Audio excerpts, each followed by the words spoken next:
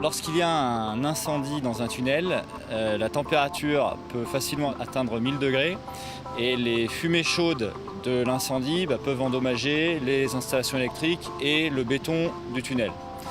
Donc pour limiter les dégâts et surtout pour maintenir en fonctionnement le tunnel, en cas d'incendie, nous allons poser des plaques de protection thermique sur tout le parement des tunnels. Ce sont des plaques en fibrociment qui mesurent 2,60 m de long, 62 cm de hauteur et 25 mm d'épaisseur. Pour maximiser la performance du système, on ne doit pas poser des plaques avec un joint de plus de 2 mm de largeur.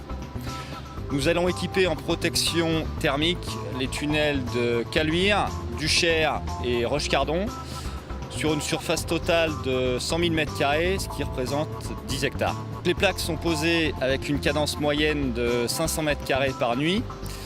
Lorsqu'on arrive au droit d'un panneau de signalisation ou d'un équipement de sécurité dans le tunnel, soit on contourne l'équipement avec les plaques de protection feu, soit on dépose l'équipement et on repose l'équipement tout de suite derrière sur la plaque.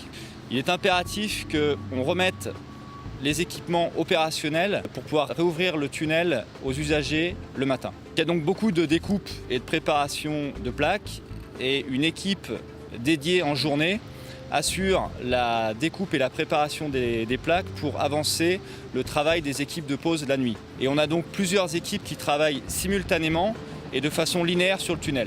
Donc là, on se trouve sur le site de Poumerol, site qui nous permet de réaliser la préparation des plaques en journée.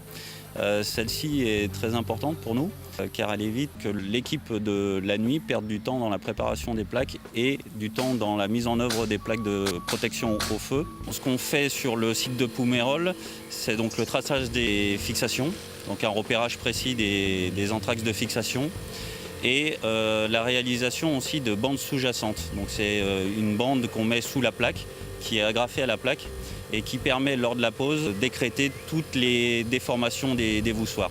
En même temps qu'il réalise la préparation des plaques, donc il les conditionne aussi pour les mettre dans les camions. Ils font aussi une opération de préparation de fixation, donc ils intègrent la rondelle dans la fixation. Et cette équipe intégrera donc le tunnel pendant la coupure du 15 juillet au 29 août.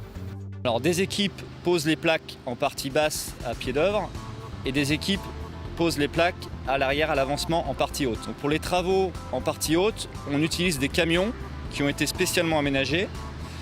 D'une part, ces camions permettent d'acheminer les plaques tous les soirs en tunnel. Et d'autre part, du fait de platelage et de passerelles qui ont été aménagées sur ces camions, on peut poser les plaques en hauteur et au plafond. Et on équipe également en protection au feu la gaine d'air vicié du tunnel de Caluire qui se trouve au-dessus de la chaussée. Donc la gaine d'air vicié, c'est un espace très exigu qui mesure 1,40 m de hauteur au point le plus haut et qui dispose d'un accès seulement tous les 200 mètres. Pour acheminer les plaques et les compagnons dans la gaine d'air vicié, on utilise des cartes à pédales. Et étant donné qu'on ne peut pas tenir debout dans la gaine, les ouvriers travaillent assis sur des chaises à roulettes. Aujourd'hui, à fin mai, on est à plus de 20% d'avancement sur l'atelier de pose de plaques de protection thermique, ce qui est en ligne avec nos objectifs de départ. Et de manière générale, nous respectons le planning du côté travaux souterrains et équipements.